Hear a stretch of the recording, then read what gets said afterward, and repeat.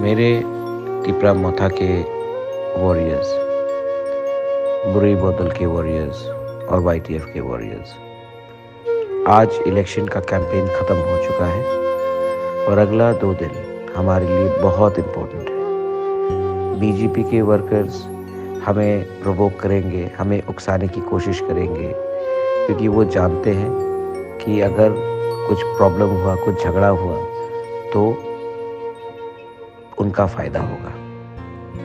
त्रिपुरा में शांति रहना चाहिए।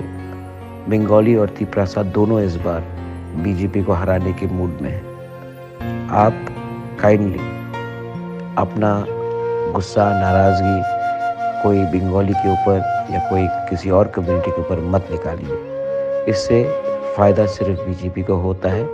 वो चाहते हैं कि अगर टेंशन क्रिएट हो तो वोट एक तरफ जाए और हमारा बगुंबारा का वोट भी एक तरफ जाए। हम चाहते हैं त्रिपुरा में शांति रहे, झगड़ा ना हो और पीसफुल वोटिंग हो। वो उकसाने की कोशिश करेंगे, आप चुप रहिए। ये टाइम दिखाने का नहीं है कि कौन शेर है।